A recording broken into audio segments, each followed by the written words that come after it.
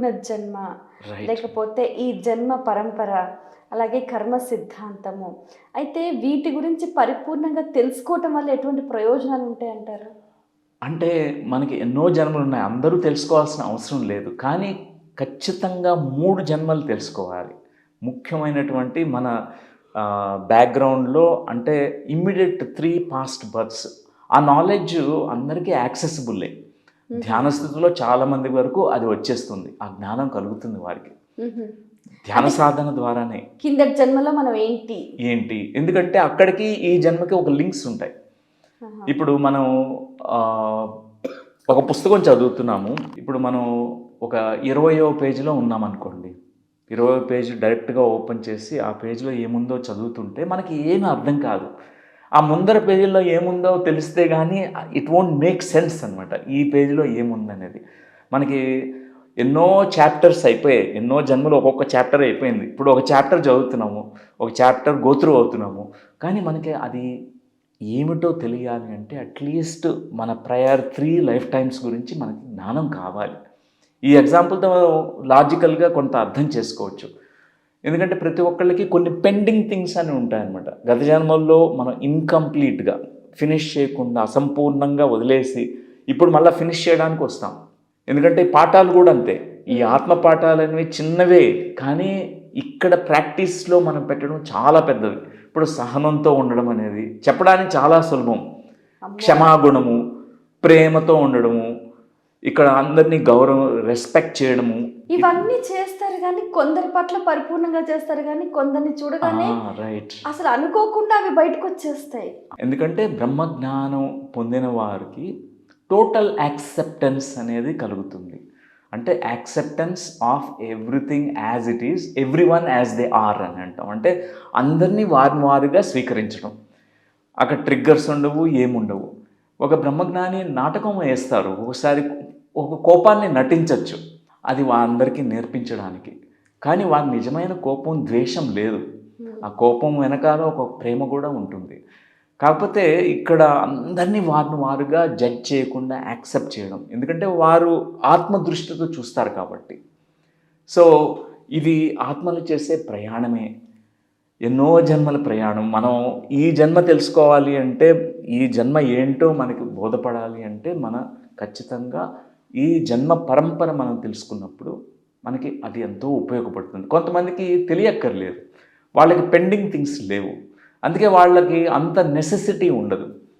కానీ చాలామంది వరకు వారు క్యారీ ఓవర్స్ బ్యాగేజ్ని పాస్ట్ లైఫ్స్ నుంచి ఇక్కడికి తీసుకొస్తారనమాట.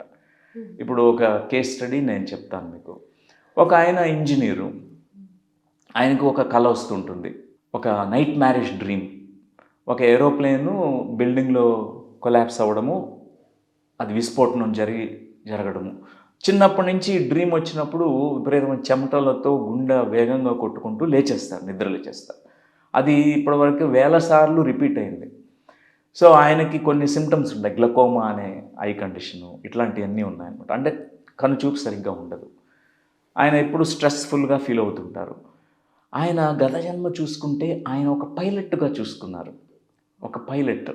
అది కూడా ఎన్ని డీటెయిల్స్ అంటే 1953 మార్చ్ 22 ఆయన జర్మనీలో మ్యూనిక్ ఎయిర్పోర్ట్ నుంచి డచ్ ఎయిర్లైన్స్ అనే ఎయిర్ క్రాఫ్ట్లో ఎక్కి పైలట్గా కూర్చొని ఆయన పక్కన కో పైలట్ ఉన్నారు. 45 ప్యాసింజర్స్ బోర్డ్ చేశారు. ఇవన్నీ ఆయన చూసుకున్నవి. తర్వాత వాళ్ళు ఆమ్స్టర్డామ్ అంటే నెదర్లాండ్స్కి వెళ్తున్నారు, యూరోప్ దేశానికి. మధ్యలో ఈ నావిగేషన్ కంట్రోల్ అంతా పోయింది టర్బులెంట్ వెదర్ కండిషన్స్ ద్వారా. కొలాప్స్ అయిపోయింది బిల్డింగ్లో. ఇది ఆయనకి అనుభవం చాలా ఆశ్చర్యం వేసింది. ఇది ఎందుకు ఇమాజిన్ చేసుకున్నాను, మేబీ ఇది నా ఇమాజినేషన్. కానీ ఆయన వెరిఫై చేసుకున్నారు. రాయల్ డచ్ ఎయిర్లైన్స్ని ఇప్పుడు KLM ఫ్లైట్ అని అంటాం. వారిని కాంటాక్ట్ చేస్తే వాళ్ళు ఇవన్నీ కరెక్ట్ అని చెప్పారు. ఆయన తీసుకున్న తేదీ, ఆయన చనిపోయిన సమయము, 45 ప్యాసింజర్స్ బోర్డ్ కావడము, ఆయన చూసిన అన్నీ కూడా వాళ్ళు కన్ఫర్మ్ చేశారు ఇదంతా కరెక్ట్ అని. సో ఆయనకి ఆ తర్వాత ఆ డ్రీమ్ రావడం స్టాప్ అయిపోయింది. డ్రీమ్ ఇంకా పునరావృతం కాలేదు. Recurrent night marriage dream stop అయిపోయింది. ఓకే, అంటే he came to realise that it happened in past life. తర్వాత ఆయన గ్లకోమా అంటే ఈ కన్ను చూపు సరిగ్గా లేదు. చిన్నప్పటి నుంచి పైలట్ కావాలని కోరుకుండేది. పైలట్ ఆ ట్రైనింగ్కి వెళ్ళడానికి వెళ్తే వాళ్ళ ఐ టెస్ట్లన్నీ చేసి యు ఆర్ డిస్క్వాలిఫైడ్, ఎందుకంటే ఐ విజన్ ప్రాపర్గా ఉండాలి. ఈ పాస్ట్ లైఫ్లో ఆయనకి గిల్ట్ క్యారీ చేశాడు. ఎందుకంటే ఆ లాస్ట్ మూమెంట్లో బిల్డింగ్లో కొలాప్స్ అవుతున్నప్పుడు చిన్న బాలుడు ఆ టెర్రస్ మీద చూస్తున్నాడు, ఫ్రోజన్ విత్ ఫియర్ అనమాట. అతని థాట్స్ ఏమున్నాయంటే లాస్ట్ మూమెంట్స్లో నా వలన ఈ చిన్న పిల్లవాడు చనిపోతున్నాడు, ఇప్పుడు కొలాప్స్ కాబోతుంది ఆ బిల్డింగ్కి, ఈ పిల్లవాడు చనిపోతున్నాడు, తర్వాత 45 ప్యాసింజర్స్ నా వలన, అతని మిస్టేక్ లేకపోయినా గిల్ట్ అనేది అపరాధ భావం కలిగింది ఆయనకి. సో ఏమైందంటే ఆ తర్వాత ఈ పరిస్థితులన్నీ అర్థం చేసుకోగలిగాడు. ఎందుకు చిన్నప్పటి నుంచి ఏరోప్లేన్స్ అంటే చాలా ఇష్టం. స్టాంపులు, బొమ్మలు, టాయ్స్ అన్నీ కూడా ఏరోప్లేన్ బొమ్మలే కొనుక్కుంటాడు ఆయన. ఏరోప్లేన్ ఎక్కడ కనిపిస్తే కట్ చేసి అది ఆ బొమ్మలన్నీ అతికించి చార్ట్ మీద పెట్టుకుంటుంటాడు.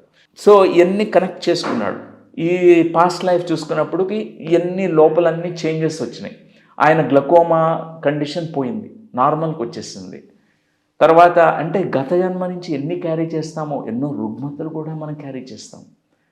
ఇవన్నీ కూడా మనకి తెలియనటువంటి ఎన్నో విషయాలు ఈ పునర్జన్మ కర్మ సిద్ధాంతం బేస్ చేసుకొని ఎన్నో ఈ జన్మలో మనం అనుభవాలని మనం పొందుతుంటాం.